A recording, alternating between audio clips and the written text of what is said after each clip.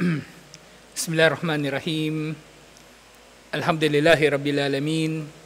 Wassalatu wassalamu ala syarfil anbiya'i wal mursalin. Nabiyina Muhammadin wa ala alihi wa sahbihi ajma'in. Assalamualaikum warahmatullahi wabarakatuh. Sa Al-Aqidah insyaAllah, nandito pa rin tayo sa chapter na ba ito? Pangilan na? 24? Chapter 24 o 23. Babu ma jaa anna ba'da hadhil ummati ya'budul awthan. Ang kabanata tungkol sa mga batayan na magkakatotoo nga ng ilan sa umma na ito, ilan sa mga Muslim na kabilang sa umma na ito. Tinutukoy dito yung ummatul istijaba, mga Muslim mismo. Ng ilan sa mga kabilang sa umma na ito ay sumasamba sa rebulto o sumasamba sa mga Diyos-Diyosan. So natukoy na natin yung iba't ibang mga dalil at kasama rito yung dalil na sinabi ni Propeta Muhammad sallallahu alaihi wasallam na susundan ng mga Muslim ang bakas ng mga Hudyo at mga Kristiyano. Susundan ng mga Muslim ang bakas o kaparaanan ng mga Hudyo at mga Kristiyano. Ngayon sumunod na natukoy dito,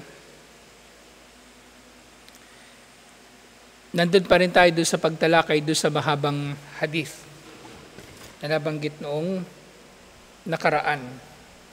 At ito yung hadith tungkol sa magiging kalagayan ng umma na ito sa dulo ng panahon. Nang umpisa nito, iniulat ito nga ni Imam al-Bukhari at Imam Muslim, latattabi'anna sunana man kana qablakum hadwul kada bil kada hatta law dakalu hijru dabbin ladakhaltumuhu. Susundan ninyo ang kaparaanan ng mga nauna sa inyo. Nakatulad ng kung paanong umaayon ang isang hibla ng balahibo ng ibon sa katabing hibla nito, na kung ang mga Hudyo at Kristiyano nga, yung mga naunang mga umma, ay papasok sa butas ng bayawak, ay papasok din kayo dito. So marami pang karugtong itong hadith na ito. At meron isang bahagi, sinabi, وَقَدْ حَسَلَ هَذَا فَسَلَتَ بَعْدَهُمْ عَلَى بَعْدٍ كَمَا هُوَ الْوَاقِعُ بِسَبَبِ اخْتِلَافِهِمْ وَتَفَرُّقِهِمْ فِي الدِّينِ. Na habang sinusunod ng mga Muslim o ng marami sa mga Muslim ang mga Hudyo at Kristiyano, sinusuway naman nila ang isa't isa. Kumbaga habang ang mga Muslim ay umaayon sa mga Hudyo at mga Kristiyano, ang mga Muslim naman ay nagtataliwasan sa isa't isa dahil sa kanilang pagkakaiba-iba ng mga pananaw sa relihiyon. Yun, naglitawan ng iba't ibang mga sekta at naglitawan na bukod pa doon sa mga ligaw na sekta, naligaw talaga, na ngayon nga naglitawan yung mga moderate Muslim, naglitawan yung mga modern Muslim, naglitawan yung mga neo-Salafi, na meron silang sariling interpretasyon kung ano ang Salafiyah, meron silang sariling kumbaga batayan, at syempre sa kanilang kayabangan, inaakala nila na sila lang ang papasok sa paraiso. So kabilang sila dito, na habang merong mga Muslim na sumusunod sa mga Hudyo at Kristiyano, meron namang iba na tinataliwas nila ang kanilang kapwa Muslim. Fansyagalu bidalika an jihadil adu, na dahil dito, ang mga Muslim ay nagiging abala sa pakikipaglaban sa isa't isa at hindi na sila nagjijihad laban sa kalaban. Kasing kalaban na ng mga Muslim ay ang isa't isa. Fasallata alaihim, na dahil dito ay mapangingibabawan sila ng mga kalaban. Sumunod na nabanggit sa hadith na ito, mama'na qawluhu an rabbihi inni idha kadaitu kadaan fa innahu la yurad. So sinabi na ito ni Propeta Muhammad sallallahu alaihi wasallam, ya'ni idha hakamta hukman mubriman nafidan wa qadarta qadran fa innahu la yuraddu bi syai'in wala yaqdiru ahadun ala raddihi. So ang marapat daw sa mga Muslim, yun nga, Sinabi ni Propeta Muhammad sallallahu alaihi wasallam na kapag ako ay maghatol, ay ito ay hindi marapat na itatanggi o itatakwil o tataliwasin ng mga Muslim. Nang kahulugan nga nito na kapag si Propeta Muhammad sallallahu alaihi wasallam ay naghatol at kapag siya ay nakapagsukat na, kumbaga, ganyan din, nakapaghatol sa parehong kahulugan, hindi ito marapat na tataliwasin ng sinuman. Hindi ito tataliwasin ng sinuman, katulad doon sa iba pang mga hadith, wala radda lima kadaytu. Walang marapat na pagtaliwas sa aking paghatol. At nababanggit din sa dulo ng hadith na ito, sa mga sumunod pang bahagi, nakabilang sa mga fitna na lilitaw sa dulo ng panahon, na yun nga, nakasama ng pagsamba ng mga Muslim sa mga rebulto, ang paglitaw ng mga a'immatud dallin, ang mga ligaw na mga mangangaral, o maaari nating maunawaan din ito ligaw na pinuno o ligaw na scholar. So nakikilala sila ng mga tao bilang maalam. Siyempre nagpapakilala kasi sila na sila ay maalam, kaya kinikilala na rin sila ng mga tao na sila ay maalam kahit sila ay ligaw. At sila ay tinatangkilik ng mga tao, lalong-lalo na ng mga tao na wala namang nalalaman sa relihiyon. Lalong-lalo na sa panahon natin ngayon. Hindi na sukatan ngayon kung yung tao ba na nagsasalita ay maalam o matuwid. Ang mahalaga na entertain sila sa sinasabi ng tao na ito at kumbaga umaayon ang sinasabi ng tao na ito sa kanilang mga sariling pagnanasa. So ganyan sumisikat ang mga tao sa panahon natin ngayon. Sila man ay may kinalaman sa relihiyon, yung kanilang mga pinagsasabi, o walang kinalaman sa relihiyon. Kumbaga, ang marami sa mga tao ngayon,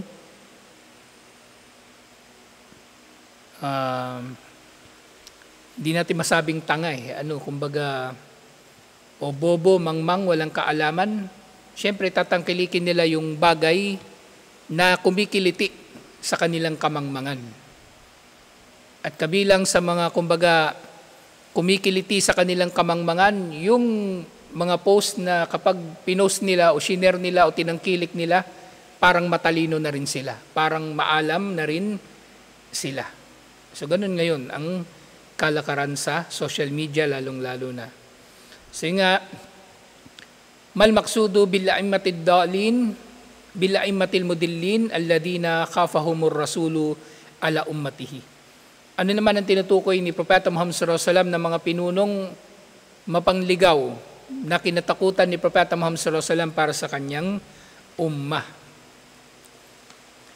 Al maksudu bihim wallahu a'lam, ang tinutukoy dito na a'immatul mudillin, mga imam na nagliligaw, si Allah ang pinaka nakakaalam, al-umara'u wal ulama ad-dhalama wal ibadul jahala alladina yaqtadi bihimun nas fayahkumuna fihim bighairi ilmin fayudillunahum. Ang tinutukoy dito, yun nga, umara, mga pinuno, at ulama, mga scholar, o mga mangangaral. Kasi hindi naman lahat ng nangangaral ngayon, ulama, di ba? O scholar talaga. Ang iba, mahuhusay lang magsalita. Kaya sila pinaniniwalaan ng mga tao. At itong mga a'immatul mudillin, sila yung mga pinuno at mga maalam na mapang-api. At gayon din, yung iba pang mga ibadul jahala, na ang ibadul jahala maaring mga hulugan ito na mga taong mangmang na ginagaya o tinutularan ng mga tao. Ginagaya o tinutularan ng mga tao. Kaya nga yung mga vlogger sa panahon ngayon, ano pang isang tawag sa kanila? Influencer. Kasi nga, anumang sabihin nila, anumang gawin nila, nakaka-impluwensya sa iba. Kahit mali, tinatangkilik at ginagaya ng iba. Sa iba't ibang ang mga motibo ng mga tumatangkilik sa kanila. So, yung iba sa tumatangkilik nga sa kanila, yun nga, ang marami sa sinasabi o ginagawa ng mga taong ito, kumikiliti sa kamangmangan ng mga mangmang na karamihan naman na tumatangkilik sa kanila. Kumikiliti kasi laging yung mga content nila may kontrobersya, lagi silang may kaaway, o kaya sila yung mga tao na mali-mali yung sinasabi na umaayon sa kapritsyo, sa pagnanasa ng mga mangmang, o kaya kapag meron silang sinabi o ginawa at tinangkilik ng mangmang, feeling ng mangmang ay maalam na rin siya. So yun. Sila yung mga tao na mapang-api na tinatangkilik ng mga tao at ginagaya ng mga tao. فَيَحْكُمُونَ فِيهِمْ بِغَيْرِ عِلْمٍ فَيُدِلُّونَهُمْ. Ng mga tao na ito, kalaunan sila ay naghahatol din na hindi ayon sa kaalaman ng kanilang paghatol, at dahil dito ay inililigaw nila ang kanilang mga kampon, ang kanilang mga tagasunod. Dito sa hukom bigayri ilm, hindi lang ito nangangahulugan na sila ay nagbibigay ng fatwa na mali o ligaw. Maaari rin itong mga hulugan syempre na itong mga influencer na ito, itong mga mapang-api na mga pinuno at mga nagpapakilalang maalam. So maaring hindi naman fatwa yung kanilang sinasabi, pero yung kanilang sinasabi ay maaring gagayahin nga ng tao. Dahil lang sa nakita sila ng mga tao na ginagawa ang bagay na ito. At ililigaw nila ang mga tao, fayudillunahum, kama qala ta'ala, katulad ng sinabi ni Allah, wa qalu rabbana inna ata'na sadatana wa kubara'ana fa'adalluna sabila. Sinabi ni Allah, sasabihin ng mga tao sa araw ng paghukom, ikakatwiran nila, Panginoon namin, sinunod namin ang aming mga pinuno at ang mga malalaki sa amin, o mga makapangyarihan na kabilang sa amin, kaya iniligaw nila kami. At iniligaw nila kami mula sa matuwid na landas. So ito ay nandoon sa Suratul Ahzab, verse 67. Ito ay nandoon sa Suratul Ahzab, verse 67. So tingnan nga natin itong aya na ito. Okay. وَقَالُوا رَبَّنَا إِنَّا أَطَعْنَا سَادَتَنَا. Okay. Doon sa 66, 67 yung kanina, di ba? Doon sa verse 66, يَوْمَ تُقَلَّبُ وُجُوهُهُمْ فِي النَّارِ, sa araw na ibabaligtad ng kanilang mga mukha sa apoy. Ibig sabihin, ito na yung araw na itatapon na sila sa impyerno. Yakulun, ya laytana ata'na Allah wa ata'na ar-rasula. Magsisisi ang mga tao na ito na itatapon sa impyerno at sasabihin nila, ya laytana ata'na Allah wa ata'na ar-rasula. Sana sinunod namin si Allah at sinunod namin ang sugo. Nagsisisi sila. Yang lagi ko sinasabi, sa araw ng paghukom at sa pagpasok ng tao sa impyerno, hindi lang physical ang parusa.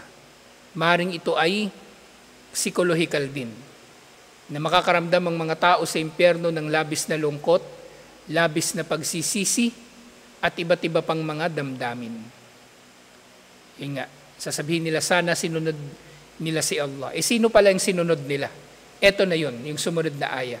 وَقَالُوا رَبَّنَا إِنَّا أَطَعْنَا سَادَاتَنَا وَكُبَرَاءَنَا فَأَضَلُّونَا السَّبِيلَ.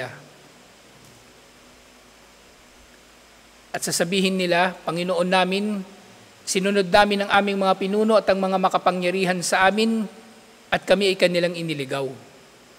At kami ay kanilang iniligaw. Kaya, sa inis nila, noong mga itatapon sa impyerno, sa inis nila doon sa mga nagligaw sa kanila, sasabihin nila, Rabbana atihim di'fayni minal adhab, wal anhum la'nan kabira. Panginoon namin, bigyan mo sila ng dobleng parusa. Kasi sinisisi nila yung mga makapangyarihan kung bakit sila naligaw. Kaya sasabihin nila, Panginoon namin, bigyan mo sila ng dobleng parusa at isumpa mo sila ng matinding pagsumpa. Ng matinding pagsumpa. So, pero hanggang doon na lang yun. Wala na silang wala silang magiging impluwensya sa desisyon ni Allah.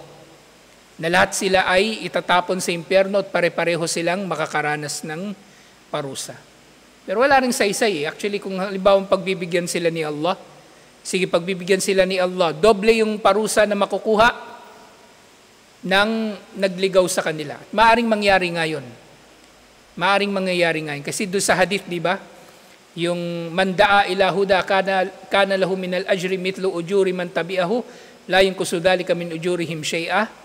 Sino man ang maggabay patungo sa mabuti, makukuha niyang gantimpala na tulad ng gantimpala ng sumunod sa kanya sa kabutihan nang hindi nababawasan ng gantimpala nilang dalawa.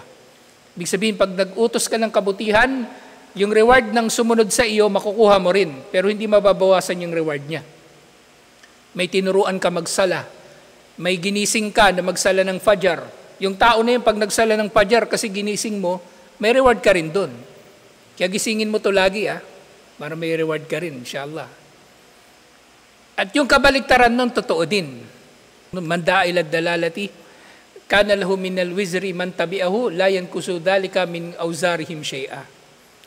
At sino man ang maggabay patungo sa kamalian, sino man daw ang mag-anyaya patungo sa kamalian, makukuha niyang pananagutan doon sa pagkakamali nung sumunod sa kanya nang hindi nababawasan ang pananagutan nilang dalawa. So pwede naman nga na mangyari na mas malaki ang parusa nung mga makapangyarihan sa kanila na nagligaw sa kanila. Pwedeng mangyari. Pero ano pang saysay? Sige, yung nagligaw sa kanila, doble yung parusa. Ibig sabihin ba nun, liliit yung parusa mo, mababawasan yung parusa mo? Ganun pa rin. Nakapaligid pa rin sa iyo ang apoy. Anong silbi? Di ba?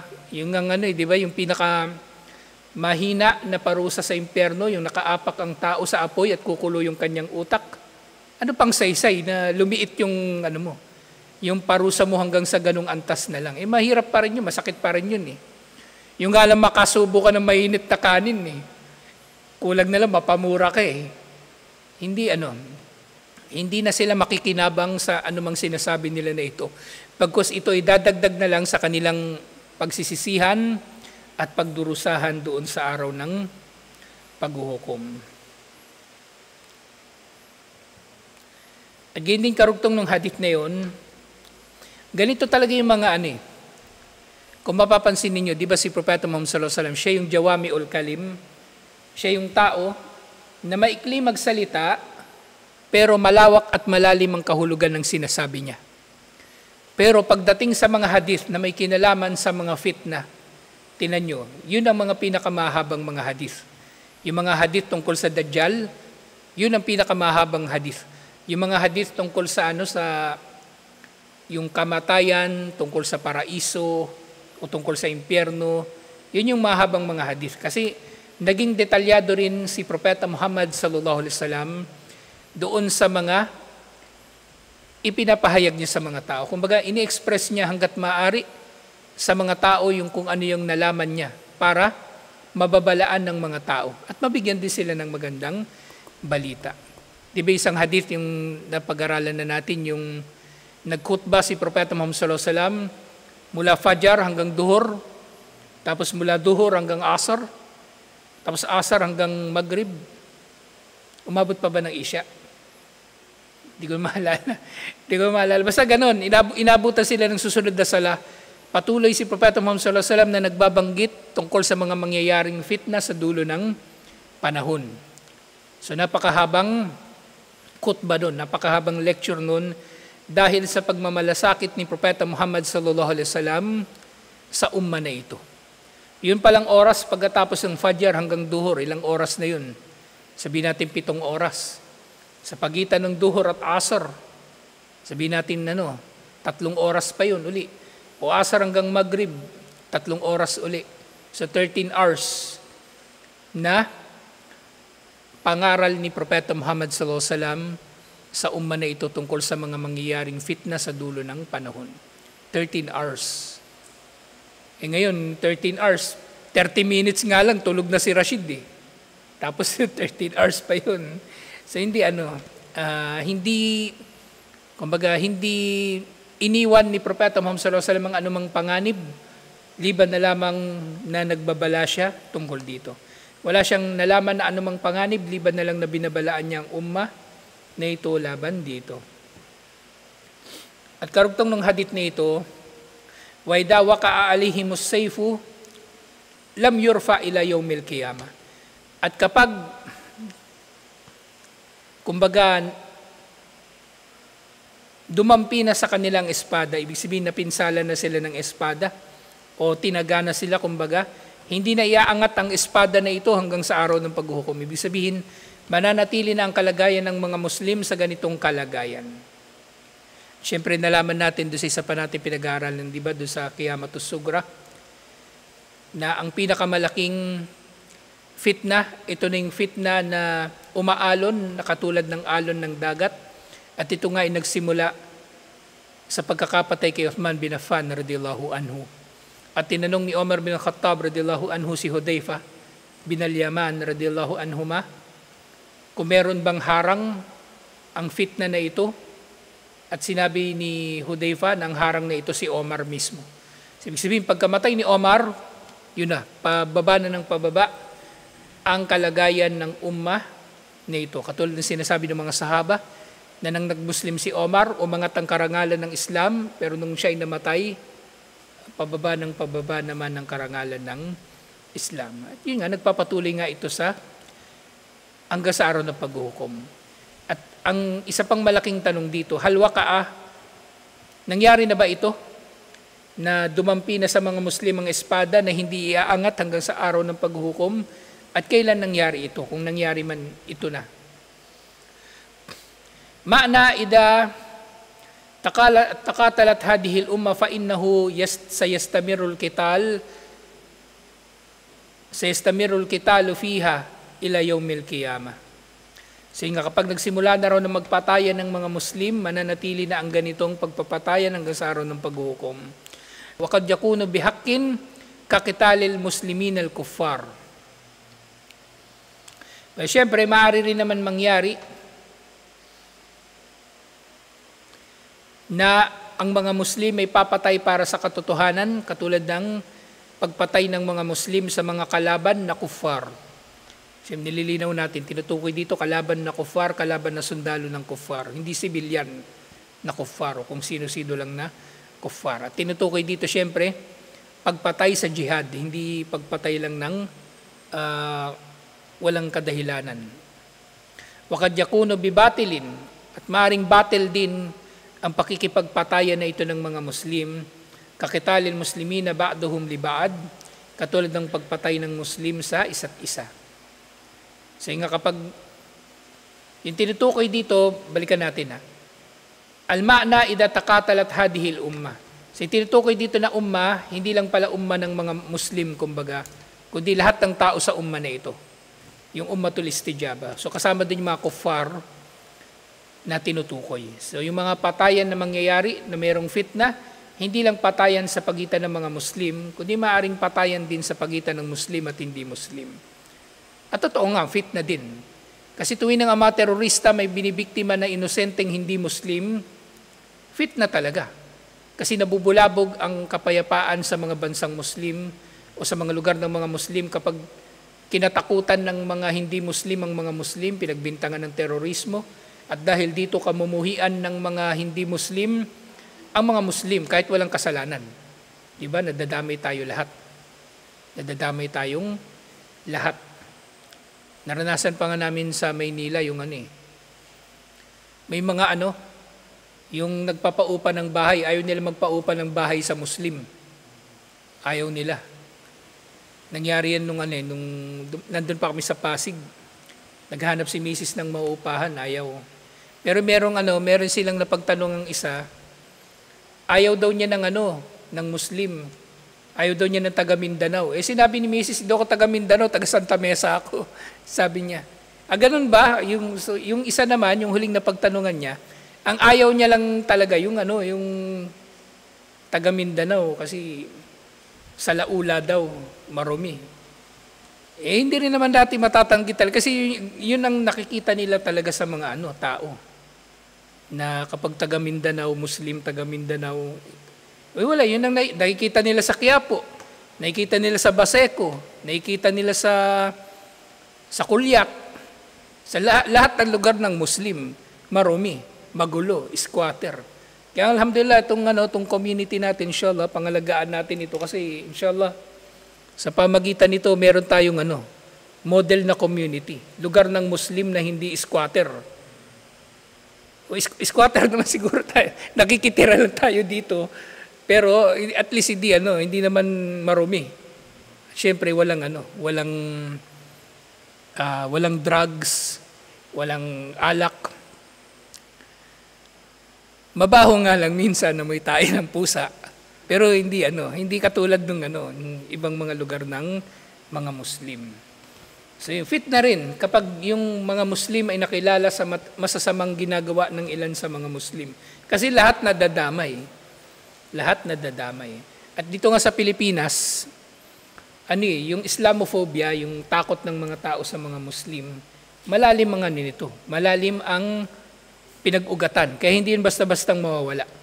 Kasi panahon pa lang ng mga Kastila, kumbaga itinanim na ng mga Kastila sa mga Indio, yung mga Indio, ibig sabihin yung mga Pilipino na nag-Kristiyano, tinanim na ng mga Kastila sa mga Indio na kalaban ng mga Muslim, kalaban ng mga Moro.